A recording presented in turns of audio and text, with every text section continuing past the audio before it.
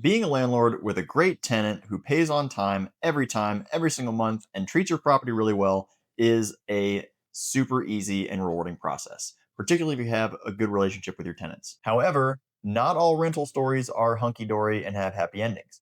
In fact, a lot of people nowadays are running into evictions. And unfortunately, I am one of those people who has been dealing with evictions recently. So in today's video, I'm going to share the realities of what the eviction process looks like and how the eviction process can actually end up taking much longer than you expect and run into delays that you weren't prepared for. So, when it comes to evictions, we're talking about a state specific law. So, here in South Carolina, we're a judicial state, which means that the eviction process is a process that happens through the court system. In any state, there's going to be a set of statutes called the landlord tenant laws.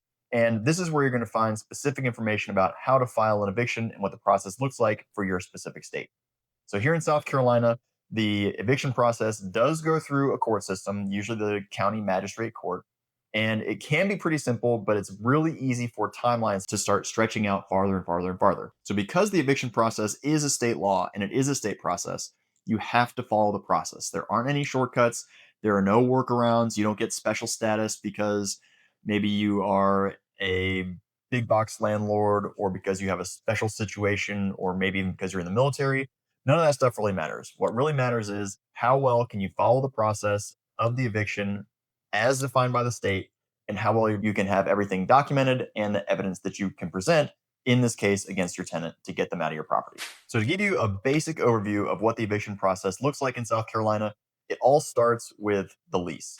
Now in other states, the lease does not have conspicuous language like our South Carolina state leases do.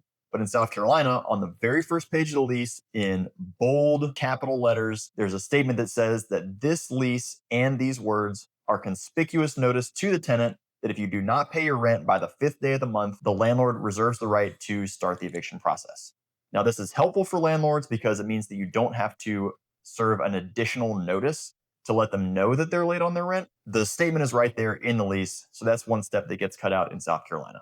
In other states, you have to provide them a separate notice stating that they haven't paid their rent and that you intend to file the eviction, not in South Carolina. So the first step overall in the eviction filing process is for your tenant to be late or non-paid on their rent. From there, the process is pretty simple. You go to the county magistrate court and you file the eviction, which is usually only a couple pieces of paper. There is a small fee that's paid in South Carolina and Berkeley County in particular. It's $40 plus a little processing charge, but $40 and a couple pieces of paper will get you into the eviction process. So from there, the constable is going to attempt to serve this eviction notice to your tenant, and they're going to try to do this twice. And this usually will happen over the course of about 7 to 10 days. But keep in mind that these are business days, not calendar days. So if the tenant does not receive the notice or they do not respond to the notice, then you'll have to pay an additional $5 fee to have that eviction notice mailed to the tenant at their mailing address by certified mail. So once the tenant receives this notice, or if they don't receive the notice and it's mailed to them, they have 10 days to either respond to the notice and pay their rent or exit the property, or they can file an appeal with the magistrate court and request a hearing in front of the judge. Now, important note here, if the eviction notice has to be mailed to the tenant, then there's going to be a 10-day waiting period after the notice has been mailed, which is going to stretch out your eviction timeline probably longer than you're expecting. Now, once the tenant responds and you go to the court, you'll have to present your case to the judge, at which point the judge will make a decision on whether or not the tenant should be ejected from the property. At this point, the judge is going to file a writ of ejectment, which means that the tenant has 24 hours to vacate the house.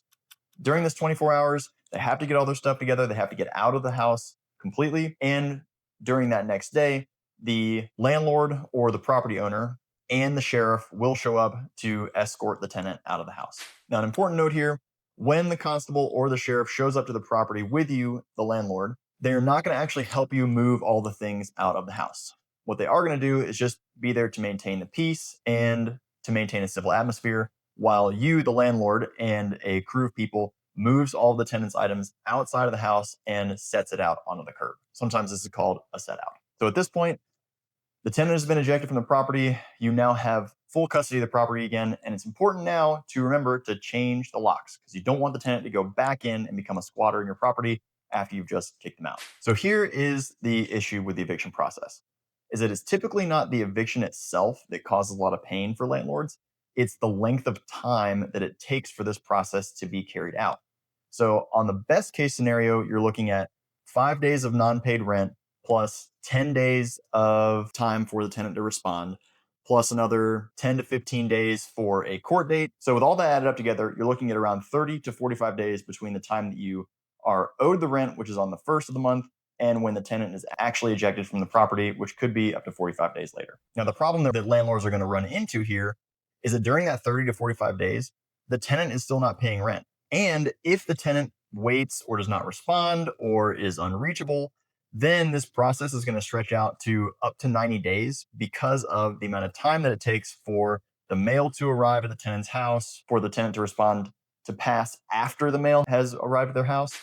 And during this time, as a landlord, you still have to make your mortgage payment. You still have to pay your HOA dues. You still have to pay your property insurance. You still have to deal with calls from the neighbors who are angry about your tenant who's destroying your place. The tenant could still be messing up your place. There's a lot that's going on here, and there's a lot of anxiety that's surrounding this process. So, because of all these added costs that pile up and the delays, this is why evictions have a tendency to really be a drain on not only the landlord, but also the tenants and the system in general. Now, if you are a landlord and you are considering evicting the tenants, there are some other options that you have other than just filing the eviction and removing the tenant from the property. The first one is one of my favorite. It's called cash for keys. Now, cash for keys is pretty much exactly what it sounds like. The landlord is going to contact the tenant and say, hey, this isn't working out. I will pay you a certain fee for you to leave the keys and move out of the house. This keeps it just between the landlord and the tenant. There's no court process, there's no judge involved. And honestly, it can be a really great option, particularly if you want to keep the process really simple. Now, that cash for keys does not necessarily have to be cash. You could pay for a moving truck or a moving service or maybe a deposit on a new apartment. Really anything you can do to incentivize the tenant to move out on their own without having to go through the eviction process. Now, important, once they agree to do this, you do need to change the locks so they don't break back into the house after they've agreed to leave. And you want to make sure that any agreement that you do have for them to leave the property is documented and enforced. Now, the second option that you have as a landlord, if your tenant stops paying rent, is you can sell the property with the tenant in the property.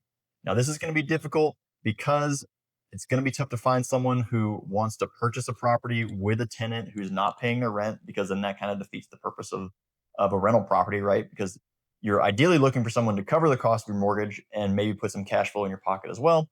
And if the tenant's not doing any of these things, it's not going to be very attractive to an investor. However, this is an option, and it's one way to offload the burden of this property and this headache and this mortgage payment if you're a landlord who's struggling with a lack of rent. So all in all, if you're a landlord who is dealing with a tenant who's behind on the rent, filing an eviction can be one of the options to get them out of the property if you don't want your tenant to continue living in the property. For me personally, I do have a tenant that every single month she's late on her rent. So on the 6th of the month, I file the eviction, she gets served the notice, late fees rack up on her lease or on her rent payment all the way up until the 15th of the month. And then inevitably, she ends up paying on the 16th or the 17th of the month, including all of her late fees. So that brings her current. And then because she is a tenant who does take decent care of the property and she is actually paying at the end of the day, I cancel the eviction. We wait another 10 days for the month to run out, and then we just keep repeating this cycle. So far, I've done it 3 times, and I expect this to keep going until her lease is up, at which point we intend on not renewing it. In any case, before you file an eviction, you just need to be aware of how long this process can take and understand that delays are not guaranteed, and understand that the timeline is not necessarily guaranteed, right? There could be delays, there's probably some complications, and it all depends on how responsive the tenant is to the constable and the court. So if you or someone you know is struggling with evicting a tenant or a tenant who's behind on their rent, save this video, share it with your friends, and hopefully that'll give them a decent idea of how to start the process and get them out of this pain that they're dealing with.